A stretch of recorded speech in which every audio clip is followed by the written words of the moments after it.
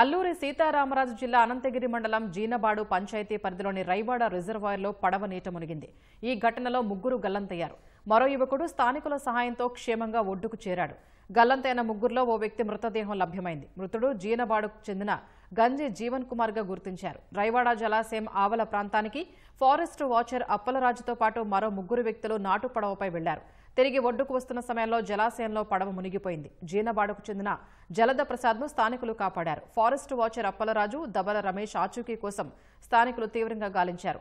చీకటి పడడంతో గాలింపు చర్యలు నిలిపివేశారు. సోమవారం ఉదయం ఎస్డీఆర్ఎఫ్ బృందాలతో గాలింపు కొనసాగిస్తామని పోలీసులు తెలిపారు. అటవీ ప్రాంతంలో అక్రమ కలప రవాణాను అడ్డుకునేందుకు వాచర్ అప్పలరాజు మరో ముగ్గురిని తీసుకుని నాటు పడవలో వెళ్లినట్లు స్థానికులు చెబుతున్నారు.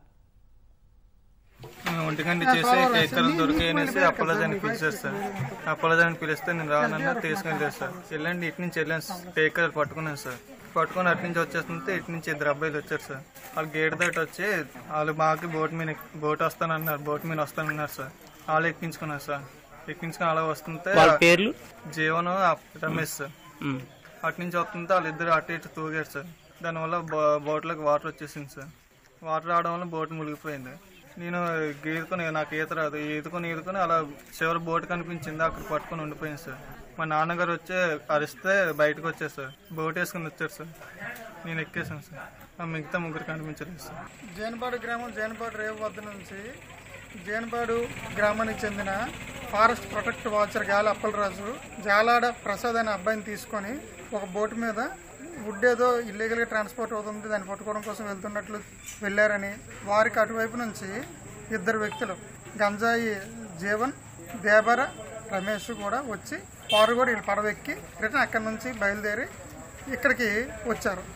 మరలా జీనబాడు రేవు వైపు వస్తుండగా పడవలో బ్యాలెన్స్ కుదరక పడవలోకి వాటర్ వచ్చేసింది. పడవలోని వాటర్ వచ్చిన తర్వాత పడవ మునిగిపోవడం వలన అందులో నలుగురు కూడా మునిగిపోవడం జరిగింది. అప్పుడు జాలాద ప్రసాద్ అనే వ్యక్తి పడవను పట్టుకుని ఉండిపోవడం వలన రెస్క్యూ అవ్వగలిగారు. గట్టిగా అరిస్తే ఒడ్డున ఉండే వాళ్ళ నాన్నగారు వాళ్ళ పెద్దమ్మ అక్కడ ఏదో పొలం పనులు చేస్తూ ఉంటే విని వేరే పడవ మీద వెళ్ళి అతను రక్షించడం జరిగింది. అదే క్రమంలో అక్కడే వలలో చిక్కుకొని చనిపోయినటువంటి గంజాయి జీవన్ డెడ్ బాడీని కూడా తీసుకొని రావడం జరిగింది.